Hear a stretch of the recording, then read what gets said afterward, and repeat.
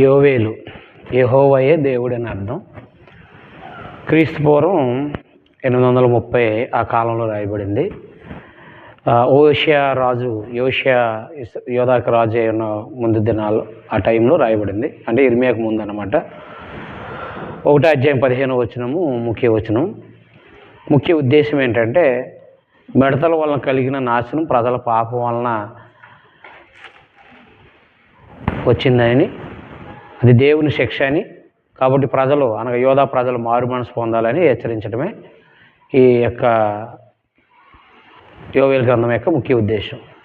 అంటే చేలు అనగా వ్యవసాయాలు అనేవి ఎందుకు దెబ్బతింటాయంటే లోకానికి తెలియదు. అవి వ్యవసాయాలు ఎందుకు పాడవుతాయి? మిడతల వల్ల, లేకపోతే అనేకమైన రకాలైన కీటకాల వల్ల ఎందుకు పాడవుతాయో ప్రజలకు తెలియదు, లోకంలో ప్రజలకు. కానీ దేవుడు తన ప్రజలైన యోధా ప్రజలకు చెప్తున్నాడు, మీ పాపం వల్లే ఈ పంటలు పాడైపోయినాయి. మిడతల దండు 2వ అధ్యాయంలో మిడతల దండు గురించి మాట్లాడాడు.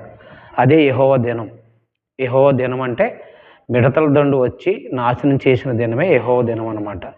ఆ యెహోవా దినాన్ని నుంచి మీరు తప్పించబడి ఉండాలంటే మీరు మీ వస్త్రాలు కాకుండా మీరు మీ యొక్క హృదయాలను చింపుకోండి, ప్రార్థన చేసి మార్చుకోండి, మీ జీవితాలు మార్చుకోండి అని చెప్పేసి చెప్పడం జరిగింది. అప్పుడు వారు అలాగే చుట్టుపక్కల అన్ని దేశాలకు కూడా శిక్షలు కలగబోతాయని, వారు చేసిన పాపాన్ని బట్టి కూడా చుట్టుపక్కల ఉన్న దేశాలు కూడా శిక్షించబడతాయని తెలియజేయడం జరిగింది. ఏదేమైనప్పటికీ ప్రాముఖ్యమైనది ఏంటంటే యోవేలు గ్రంథం 2:28. యోవేలు గ్రంథం 2:28లో దేవుడు తన ఆత్మను కుమ్మరిస్తానని వాగ్దానం చేశాడు. అలాగే అపోస్తలుల 2వ అధ్యాయంలో పేతురు గారు 2వ అధ్యాయంలో 11వ వచనంలో తిరిగి లేచి ఆయన 11 లేచి, ఇది మేమేం మత్తు వలన మద్యం వల్ల కాదు, కేవలము యోవేలు గ్రంథంలో ప్రవచించబడిన ప్రవచనం ఇదిగో నెరవేర్చబడింది. పరిశుద్ధాత్మను మేము కలిగి ఉన్నామంటే అది దేవుని వాగ్దానమే, ఆ వాగ్దానం మేము పొందున్నామని చెప్పడం జరిగింది. అందువలన యోవేలు పరిశుద్ధాత్మను కూర్చున్న వాగ్దానం చెప్పడం జరిగింది.